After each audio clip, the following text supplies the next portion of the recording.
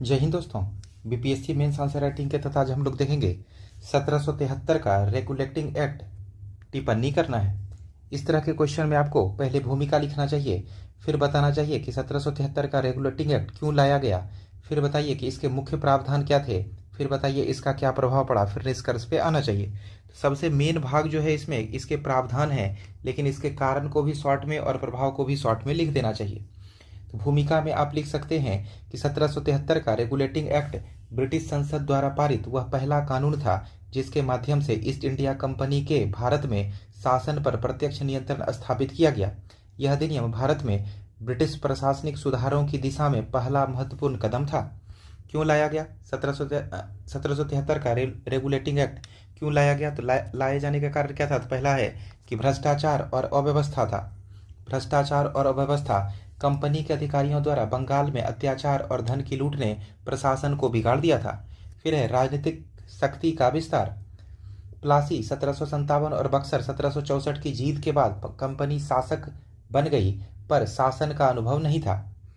वित्तीय संकट, कंपनी भारी घाटे में थी जिससे ब्रिटेन में सरकार की जनता नाराज थी। फिर है संसद का नियंत्रण, ब्रिटिश संसद भारत में कंपनी के कार्यों की जवाबदेही तय करना चाहती थी। इसके मुख्य प्रावधान क्या क्या थे? तो फर्स्ट में दे सकते हैं गवर्नर जनरल की स्थापना। बंगाल के गवर्नर को गवर्नर जनरल ऑफ बंगाल की उपाधि दी गई। परिषद का गठन किया गया। गवर्नर जनरल की सहायता हेतु 4 सदस्यीय परिषद बनाई गई। फिर है वॉरेन हेस्टिंग की नियुक्ति। वॉरेन हेस्टिंग्स पहले गवर्नर जनरल बने। अधीनता नीति, मद्रास और बॉम्बे के गवर्नर अब बंगाल के अधीन हुए। सर्वोच्च न्यायालय 1774 में कलकत्ता में सुप्रीम कोर्ट की स्थापना की गई। फिर कंपनी पर नियंत्रण, कंपनी के निदेशक ब्रिटिश संसद के प्रति उत्तरदायी बनाए गए। ये सभी इसके प्रावधान थे। अब प्रभाव इसका क्या क्या पड़ा? तो फर्स्ट रहा केंद्रीकरण की शुरुआत हुई। भारत में एकीकृत शासन प्रणाली विकसित हुई। संसद का हस्तक्षेप, ब्रिटिश संसद का भारत के प्रशासन में प्रत्यक्ष दखल शुरू हुआ। फिर पदों की संख्या, गवर्नर जनरल का पद सर्वोच्च प्रशासनिक पद बन गया। प्रशासनिक सुधार की नींव, आधुनिक प्रशासन और न्याय व्यवस्था की नींव पड़ी। निष्कर्ष के तहत दे सकते हैं कि 1773 का रेगुलेटिंग एक्ट भारत में ब्रिटिश नियंत्रण की औपचारिक शुरुआत था, जिसने आगे चलकर केंद्रीकृत प्रशासन और विधिक शासन की दिशा तय की।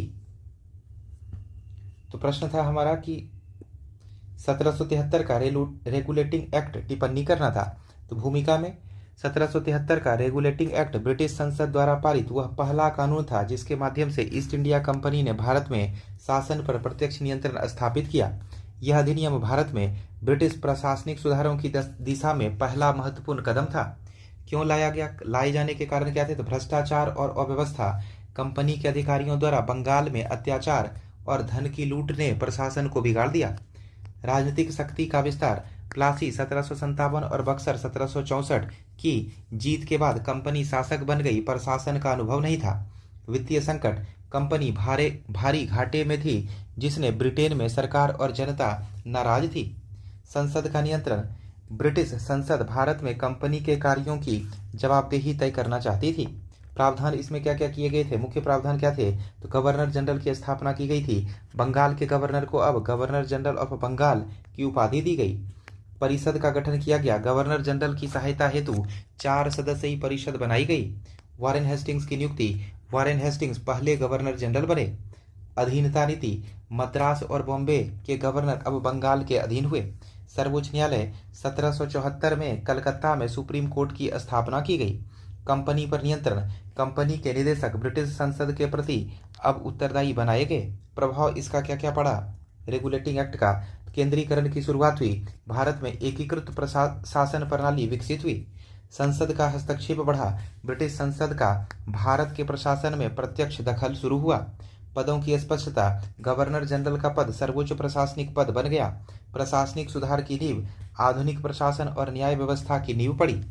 अब एक निष्कर्ष दे देंगे कि 1773 का रेगुलेटिंग एक्ट भारत में ब्रिटिश नियंत्रण की औपचारिक शुरुआत था, जिसने आगे चलकर केंद्रीकृत प्रशासन और विधिक शासन की दिशा तय की। अगर आपको ये PDF चाहिए होगा इस टेलीग्राम चैनल से जुड़ जाएंगे, और अगर आपको आंसर राइटिंग प्रोग्राम से जुड़ना होगा तो इस नंबर पर संपर्क करेंगे। मेरे द्वारा UPSC के लिए prelims PYQ, mains PYQ, current affairs और CSET की क्लासेस चलाई जाती है। BPSC के लिए prelims PYQ, mains answer writing, current affairs और बिहार स्पेशल की। और अगर किसी बच्चे को 6 से 12 का NCERT पढ़ना हो तो वो भी इस नंबर पर संपर्क कर सकते हैं।